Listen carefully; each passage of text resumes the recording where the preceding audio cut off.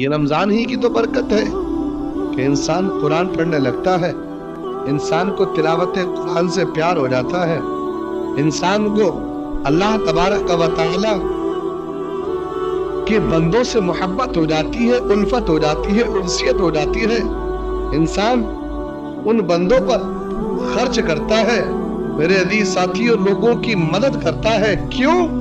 کیونکہ وہ جانتا ہے کہ رمضان المبارک میں ایک نیکی کرنا 70 نیکی کرنے کے برابر ہے۔ رمضان المبارک میں قرآن کی تلاوت کرنا، اللہ تبارک و تعالیٰ کے رسول سرور دو جہاں صلی اللہ علیہ وسلم فرماتے ہیں کہ جو قرآن کے ایک حرف کی تلاوت کرتا ہے اللہ تبارک و تعالیٰ اسے 10 نیکی عطا فرماتا ہے۔ ایک لفظ، ایک حرف، لفظ نہیں، ایک حرف۔ اور رسول اللہ نے خود فرمایا، میں نہیں کہتا کہ الف لام میم ایک حرف ہے، نبی فرماتے ہیں الف الگ حرف ہے، لام الگ حرف ہے، میم الگ حرف ہے۔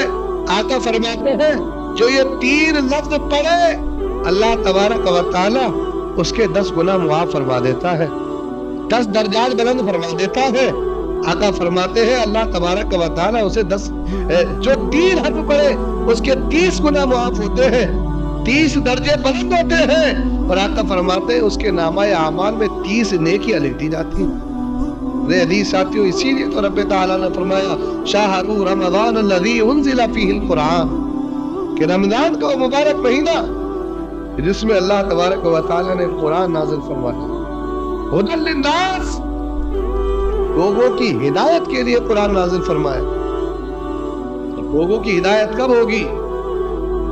جب اس قرآن کی تلاوت کو اپنے ذہن، اپنے دل و دماغ سے لگا کر اللہ تبارک و تعالیٰ کے فرامین کو دیکھیں گے کہ رب قرآن طیبات نازل فرما کر مجھ سے کیا چاہتا ہے، اور پھر اس کے مطابق انسان عمل کرے گا، تب انسان کو ہدایت کی راہ مل جائے گی۔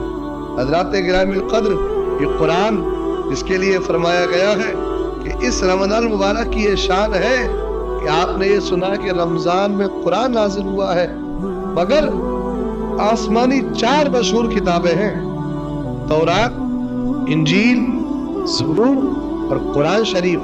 جہاں رمضان میں اللہ نے قرآن نازل فرمایا ہے، وہی ان تینوں کتابوں کو بھی اللہ تبارک و تعالیٰ نے رمضان میں نازل فرمایا۔ یہ رمضان کی خاصیت ہے۔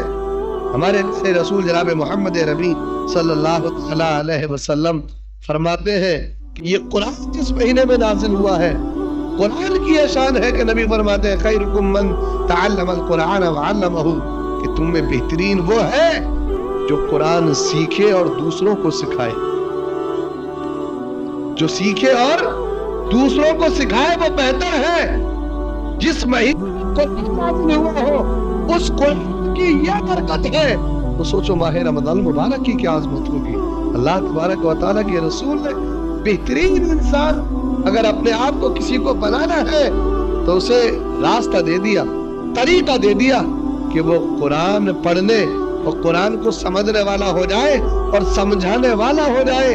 اللہ کے رسول فرماتے ہیں وہ لوگوں میں بہترین ہے جو قرآن سیکھے اور دوسروں کو سکھائے۔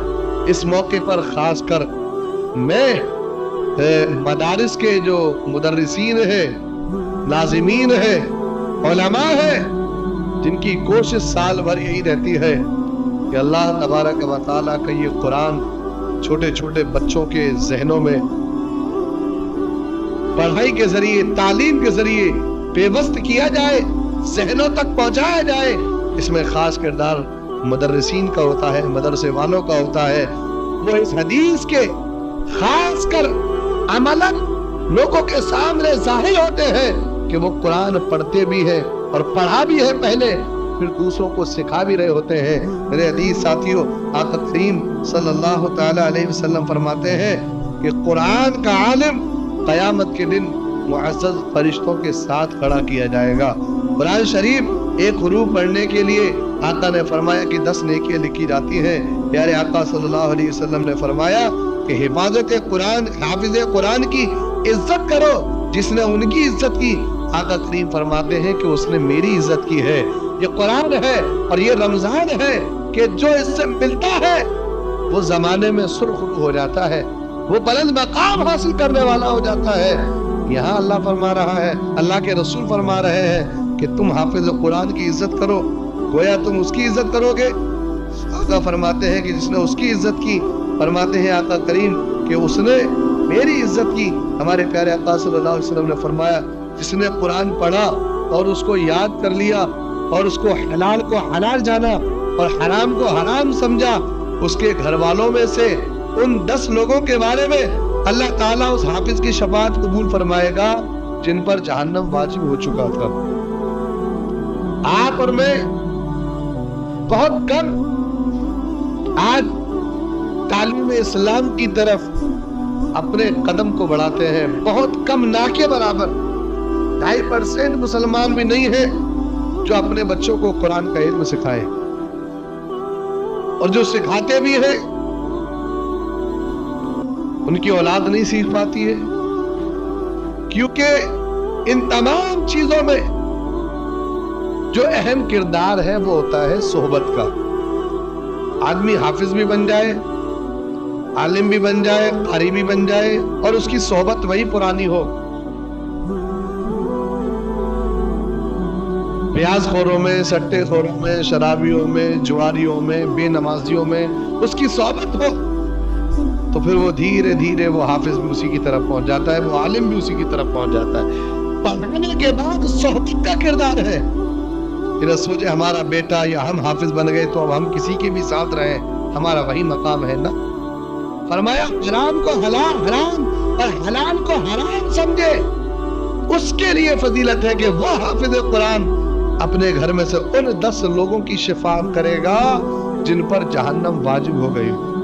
کیا مطلب ہے کہ اس کے پاس اتنا علم بھی ہونا چاہیے کہ وہ سمجھے حرام کیا ہے، حلال کیا ہے۔ تو یہ تمام چیزیں علم کے ساتھ اپنے آپ کو جوڑے رکھنے سے حاصل ہوتی ہیں۔ آقا کریم صلی اللہ علیہ وسلم کی حدیث ہے برحق، آقا کا فرمان برحق ہے میرے عزیز ساتھیوں، لیکن ساتھ کے ساتھ یہ تمام چیزیں جو آج کے دور میں ضرورت ہے کہ علم کے ساتھ اپنا راستہ جوڑا، اپنا تعلق جوڑا جائے، اس لیے کہ علم نہیں ہے تبھی انسان کہیں بھی کچھ بھی اپنی زبان سے کہہ دیتا، اور وہ سمجھتا ہے کہ میں جو کہہ رہا ہوں وہی شریعت ہے، میری زبان سے جو نکل گیا وہی حق ہے۔ اب نہ علم کی قدر ہے نہ علماء کی قدر ہے، جو میں نے کہہ دیا وہی حق ہے۔ تو بھائی جب آپ کا کہنا، آپ نے کبھی مدرسے کا منہ دیکھا نہ ہو، آپ سے بسم اللہ کا ترجمہ نہ معلوم ہو، آپ اعوذ باللہ صحیح سے پڑھنا نہ جانتے ہو، اور آپ پھر کہیں کہ جو میں نے کہہ دیا وہی حق ہے، جو میری زبان سے نکل گیا وہی حق ہے، تو یہ آپ کی بھول ہے، آپ بھرم میں جی رہے ہیں۔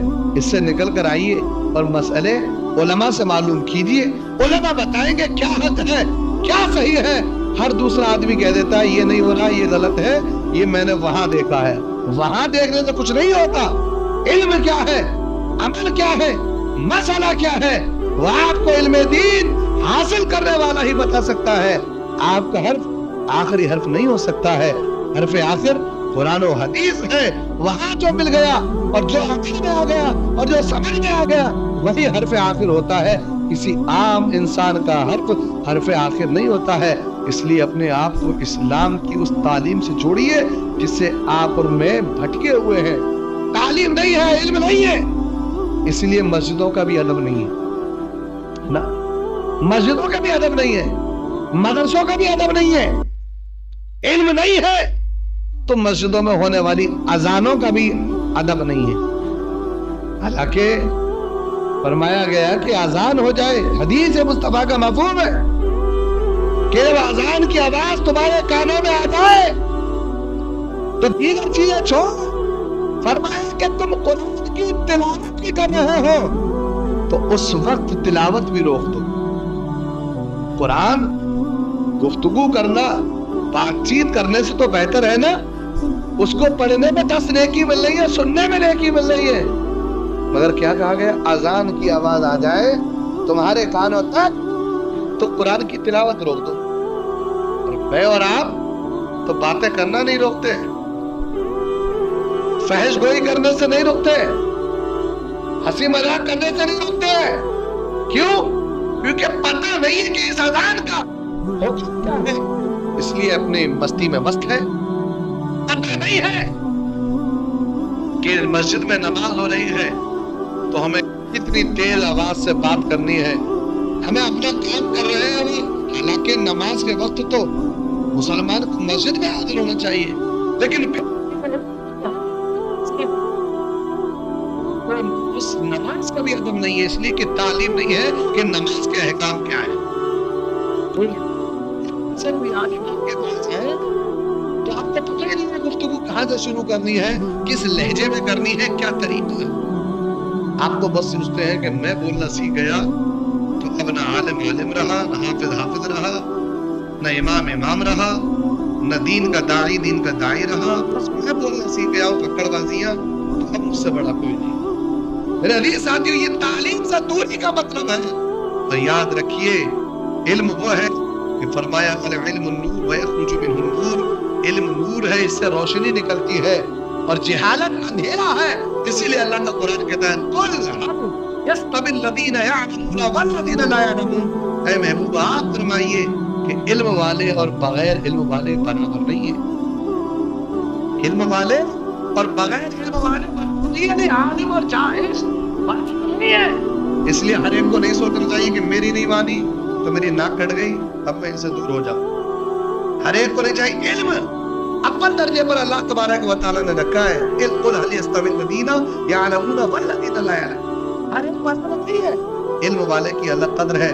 آقا فرماتے ہیں جس طرح چمکتے ہوئے ستاروں پر چاند کی فضیلت ہے، چمکتے ہوئے ستاروں پر، یعنی کہ ستارے میں یہ کوالٹی تو ہے کہ وہ چمک رہا ہے، مگر فرمایا اس چمکتے ہوئے ستاروں پر جس طرح چاند کو فضیلت ہے، اس طرح عام انسان پر عالم کو فضیلت حاصل ہے۔ یعنی کہ کوالٹی ہے ستاروں کے اندر، تاروں کے اندر کہ وہ چمک رہے ہیں، آپ کے اندر تو وہ کوالٹی بھی نہیں ہے۔ نمازوں سے دور ہفتہ وارہ جمعہ کے دن یا کسی خاص دن میں آپ سب سے اوپر آ کر سوچیں کہ میری بات قابل اعتبار ہو، پھر وہ قابل اعتبار نہیں رہتی ہے۔ قابل اعتبار بات اسی کی رہے گی جو اس علم سے آشنا ہے، جو اس علم کا مکمل حاصل ہے، اس نے علم حاصل کیا ہے، اس کی بات حرف آخر ہوا کرتی ہے۔ تو دین کے مسئلے سے رمضان آ رہا ہے، سالانہ مسئلے بتاتے ہیں ہم رمضان میں اور قربانی کے مہینے، وہی مسئلے لوگوں کے ہوتے ہیں، وہی بیان کیے جاتے ہیں، مگر کبھی کوئی کہیں سے مسئلہ بیان کر دیتا ہے، کبھی کوئی کہیں سے مسئلہ معلوم کر بتا دیتا ہے۔ تو رمضان کا، تراویح کا، قرآن کا کوئی بھی مسئلہ ہے، آپ کو چاہیے علم والوں سے معلوم۔ اللہ کا قرآن کہتا ہے، میں نہیں کہہ رہا، اللہ کا قرآن کہتا ہے فَاسْأَلُوا أَهْلَ الذِّكْرِ إِن كُنتُمْ لَا تَعْلَمُونَ، سوال کرو اگر تم نہیں جانتے ہو اہل علم سے۔ تو اس سے اللہ تبارک و تعالیٰ نے تمام راستے کاٹ دیے، کہا ہر ایک کو مسئلے بتانے کی ضرورت نہیں ہے۔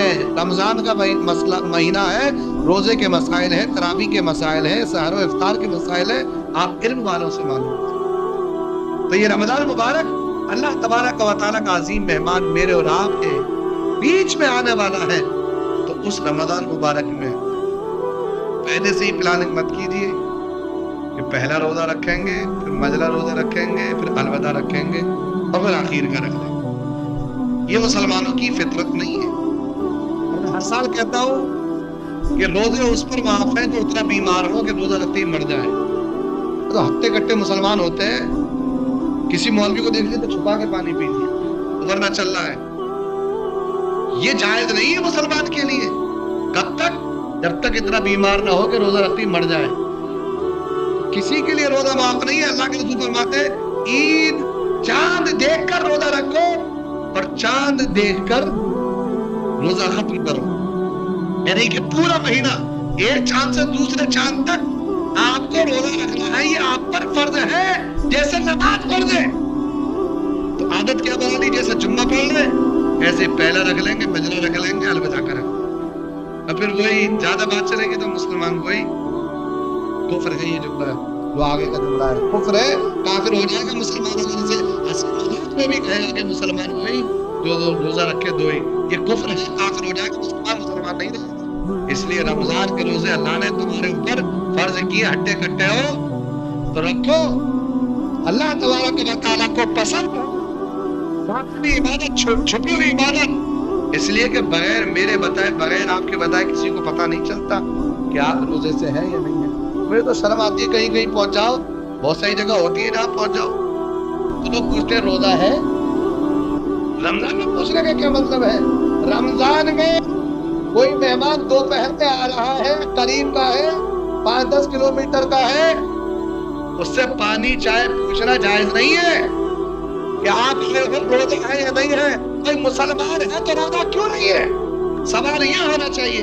ये क्या बेहुरमती है रमजान की कि मेहमान आए हैं, वो उनका इंतजाम करना है, दोपहर में आए, चाय नाश्ता कराना जायज नहीं है। मुसलमान है तो मुसलमान के लिए ये है कि वो 30 दिन या 29 दिन के रोजे हो तो उनको मुकर्रर रखे। हर आकिल बालिग मर्द औरत पर रोजा रखना फर्ज है।